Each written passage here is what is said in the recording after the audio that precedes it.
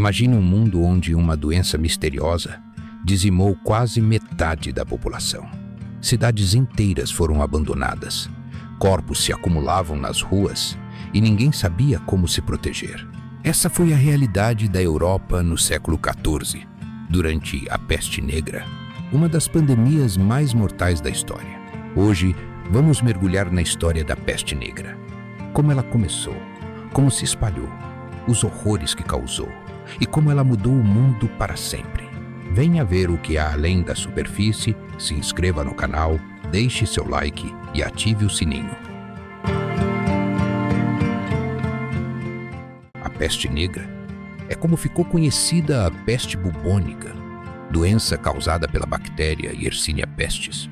Transmitida principalmente por pulgas que infestavam ratos, ela atingiu o continente europeu em meados do século XIV. No ano de 1347, chegava na Europa a peste bubônica. A forma mais comum da doença chegou através de navios mercantes que traziam não apenas especiarias e tecidos, mas também ratos infestados de pulgas portadoras da bactéria Yersinia pestis. Os sintomas eram horrendos. Os infectados desenvolviam bubões, inchaços dolorosos e purulentos nas axilas, virilhas e pescoço. A febre alta consumia seus corpos, enquanto manchas negras surgiam na pele, sinal de hemorragias internas. Em poucos dias, muitos sucumbiam à morte. Naquela época, sem conhecimento de bactérias ou higiene adequada, os médicos usavam máscaras com bicos de pássaro, cheias de ervas aromáticas, na esperança de afastar os miasmas que acreditavam causar a doença. A mortalidade era assustadora. 30% a 60% dos infectados morriam, e cidades inteiras eram dizimadas. Em alguns casos, a peste não se limitava aos bubões. A peste septicêmica surgia quando a bactéria invadia a corrente sanguínea, causando uma infecção generalizada. Aqueles que a contraíam sofriam de febre altíssima, calafrios e hemorragias sob a pele, que deixavam manchas negras e sinistras. Em estágios avançados, a gangrena tomava conta das extremidades. Dedos, mãos e pés ficavam negros e necrossados, um sinal de que a morte era iminente. A peste septicêmica era implacável. Quase 100% dos infectados morriam, muitas vezes em menos de 48 horas. Relatos da época descreviam corpos abandonados nas ruas, com marcas negras que pareciam sinais de uma maldição divina. Para muitos, era como se o próprio sangue tivesse sido envenenado pelo demônio. A forma mais terrível e contagiosa da peste negra era a peste pneumônica. Diferente das outras, essa variedade atacava os pulmões e podia ser transmitida pelo ar, através de gotículas expelidas por tosses ou espirros de infectados. Os sintomas incluíam tosse violenta, falta de ar e expectoração de sangue. A pneumonia se instalava rapidamente, levando à insuficiência respiratória. Em vilas e cidades, famílias inteiras morriam em questão de dias, sem que ninguém pudesse ajudar. A peste pneumônica era a mais mortal de todas. 90% a 100% dos infectados morriam, muitas vezes em apenas 1 a 3 dias. Durante o inverno, quando as pessoas se aglomeravam em ambientes fechados, a doença se espalhava como fogo em palha seca. Ela não afetou apenas a Europa, mas também a Ásia e o norte da África, matando cerca de 50 milhões de pessoas, o que representava quase 1/3 da população europeia na época. Mas como essa doença terrível chegou à Europa? Para entender isso, precisamos voltar às suas origens nas estepes da Ásia Central. Acredita-se que a peste negra tenha surgido nas estepes da Ásia Central, uma vasta região que hoje abrange partes do Cazaquistão, Mongólia e noroeste da China. Essa área era e ainda é habitada por roedores selvagens, como marmotas, que são hospedeiros naturais da bactéria causadora da peste. Roedores como as marmotas e os ratos carregavam a bactéria em seu sangue. Pulgas que parasitavam esses animais se infectavam ao picar. Quando os roedores morriam, as pulgas buscavam novos hospedeiros, incluindo humanos. A Rota da Seda, uma vasta rede de rotas comerciais que ligava a Ásia à Europa, desempenhou um papel crucial na disseminação da peste negra. Mercadores, cavalos e caravanas transportavam não apenas seda, especiarias e ouro, mas também ratos e pulgas infectados. Há relatos de surtos de peste na China já no início do século XIV, possivelmente relacionados ao comércio de peles de marmota. Em 1331, um surto devastador na província de Hebei, na China, matou cerca de 90% da população local. A doença se espalhou para outras regiões da Ásia, incluindo a Índia e a Pérsia, atual Irã, ao longo das rotas comerciais. Imagine caminhar pelas ruas de uma cidade medieval durante o auge da peste negra. O ar pesado, o silêncio perturbador e o cheiro insuportável de decomposição. As cidades, outrora vibrantes, transformaram-se em cenários de caos, desespero e morte. Vamos explorar como era o ambiente e a atmosfera desses lugares durante essa terrível pandemia. As cidades eram densamente povoadas, com ruas estreitas e casas amontoadas.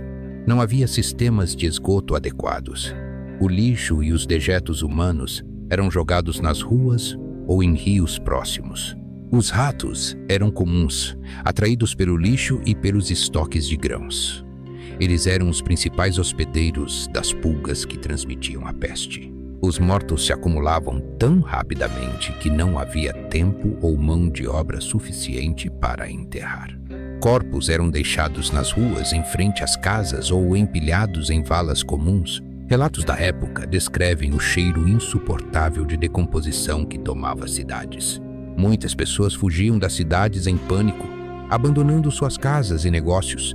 Comerciantes fechavam suas lojas e mercados antes movimentados ficavam desertos.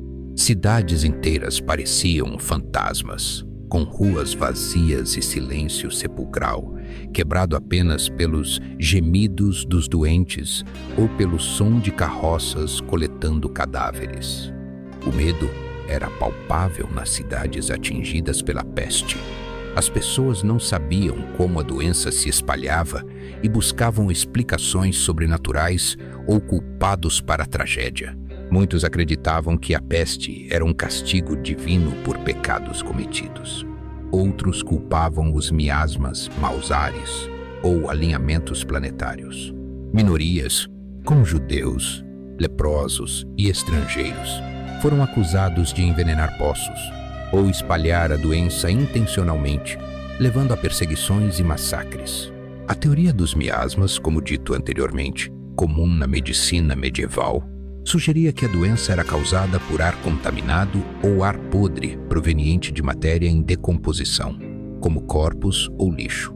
Essa ideia levava as pessoas a queimar ervas aromáticas ou fugir para áreas rurais na tentativa de escapar do ar venenoso. A medicina medieval ainda estava longe de entender as verdadeiras causas das doenças, como bactérias e vírus.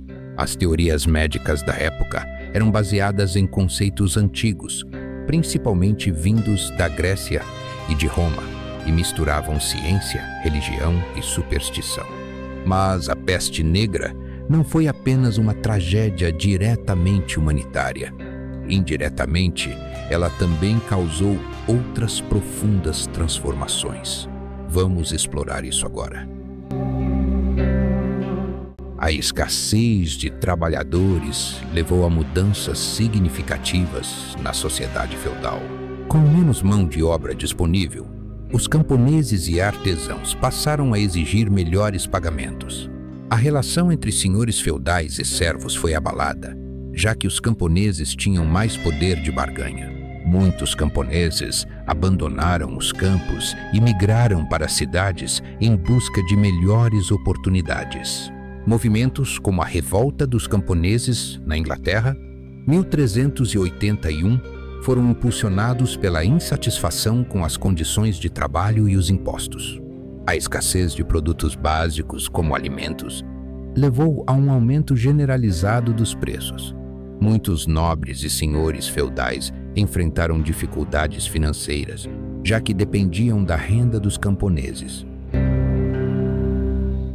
A peste negra não só mudou a sociedade, mas também deixou sua marca na arte e na literatura. Imagine obras que retratavam esqueletos dançando com vivos, simbolizando que a morte não escolhe suas vítimas. Essas representações, conhecidas como dança macabra, e objetos como os memento mori, lembravam as pessoas da inevitabilidade da morte. Autores como Giovanni Boccaccio, em Decameron, capturaram o impacto da peste na sociedade italiana, mostrando como a arte refletia o medo e a fascinação pela morte. A peste negra acelerou o fim da Idade Média e pavimentou o caminho para o Renascimento, com uma nova ênfase no humanismo e na ciência. A crise também estimulou o questionamento das estruturas sociais e religiosas, contribuindo para o iluminismo. O fim e o declínio da peste negra não ocorreram de forma abrupta, mas sim gradual, ao longo de décadas e até séculos. A pandemia que assolou a Europa no século XIV deixou de ser um surto devastador, mas a bactéria Yersinia pestis nunca desapareceu completamente. Com o tempo, muitas pessoas que sobreviveram à peste desenvolveram imunidade parcial à bactéria Yersinia pestis. Isso reduziu a taxa de transmissão, já que menos pessoas eram suscetíveis à infecção. A peste matou não apenas humanos, mas também muitos dos roedores que serviam como hospedeiros das pulgas infectadas. Com menos roedores, as pulgas tinham menos oportunidades de se reproduzir e transmitir a doença. O clima na Europa começou a mudar no final do século XIV, com o início da pequena idade do gelo. Temperaturas mais frias podem ter reduzido a população de pulgas e ratos, dificultando a propagação da doença. Após a peste negra, muitas cidades começaram a investir em sistemas de esgoto, limpeza de ruas e remoção de lixo. Isso reduziu a população de ratos e pulgas, os principais vetores da doença. Embora a medicina medieval ainda não entendesse a causa bacteriana da peste, práticas como a queima de roupas e pertences de infectados ajudaram a controlar a propagação. No século XIX, com o desenvolvimento da microbiologia, a bactéria Yersinia pestis foi identificada e tratamentos eficazes, como antibióticos, foram criados. A peste nunca desapareceu completamente. Ela ainda existe em algumas regiões do mundo, principalmente em áreas rurais da África, Ásia e Américas. No entanto, hoje a doença é muito menos letal e mais controlável. O fim da peste negra não foi um evento único, mas um processo gradual influenciado por fatores biológicos, sociais e ambientais. Embora a doença tenha deixado de ser uma ameaça global, ela nos lembra da importância da ciência, da higiene e da cooperação para enfrentar crises de saúde pública.